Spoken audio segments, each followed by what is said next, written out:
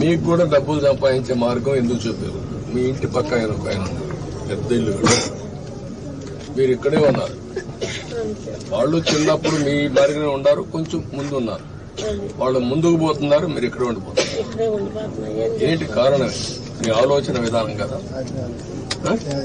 పొలం చాకరీ చేసి పొలంలో ఇది చేసి అంతలోకి అల్లుడు చనిపోయి మీరే కాకుండా మీ కులంలో అందరికీ బాధలు ఉన్నాయి కదా, అటు ఇటు అందరికీ ఉన్నాయా? అందరికీ ఉన్నాయి కదా. ఈ ఊర్లో రెడ్డిస్ ఉన్నారు, లేకపోతే వేరే ఏ కులాలు ఉన్నారు ఈ ఊర్లో? రెడ్డిలు, కమ్మోరు, యాదవులు, శాఖలు, లంబాడీలు, మాదిగోళ్ళు, మాలోళ్ళు. ఇప్పుడు రెడ్లు బాగున్నారు కదా, కమ్మోళ్ళు బాగున్నారు కదా, తర్వాత యాదవులు బాగున్నారు కదా. బాగలేని దేవురు మీరే కదా. ఎందుకు కారణం ఏంటి? కాదమ్మా, మీ ఆలోచన. నేను అందుకే మీలో మార్పు తీసుకురావుతాను. వాళ్ళ మారిగా మీరు ఆలోచించాలి. ఇప్పుడు వాళ్ళు పొలం చేస్తారు, కానీ వాళ్ళకు జీవితంలో ఆస్తులు వచ్చాయి.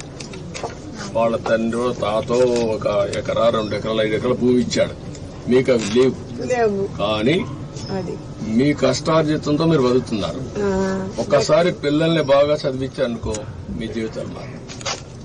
ఇంకా డబ్బులు సంపాదించే మార్గం ఏంటి? నేను అన్ని ఆలోచిస్తున్నా. పేదరికం లేని సమాజం అంటే ప్రతి ఒక్కరికి కూడా కనీస ఆదాయం సంపాదించే మార్గం మీకు చూపించాలనేది నా ఆలోచన. లేకపోతే మీ జీవితంలో ఇదే మరికి పుడతారు, ఇదే మరి చనిపోతారు. ఈ పిల్లలు కూడా ఇప్పుడు చదువుకుంటున్నారు కనీసం, లేకపోతే వాళ్ళు కూడా చదువుకోరు. చదువుకోకుండా కూలి పని పోతారు, దాంతో మీ మరి వాళ్ళు ఉండిపోతారు. అందుకనే ఈ ఇల్లు కూడా అట్టాగే ఉంచుకొని పిల్లగాడికి ఆ పిల్లలకి మా కూతురు పోతారని పిల్లలు కూడా అందుకునే చదివించేది ఎంతవరకు మంచి పని చేశాం, అది శుభసూచకం. ఈ పిల్లల భవిష్యత్తు బాగుంటుంది. ఏంట్రా మీరు ఆలోచిస్తున్నారా? ఏం ఆలోచిస్తున్నారు?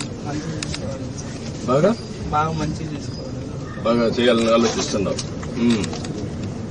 ప్రతిరోజు చదువుకున్నా బాగా క్లాసులో మంచి ర్యాంక్ వస్తుందా? ఎంత వస్తుంది?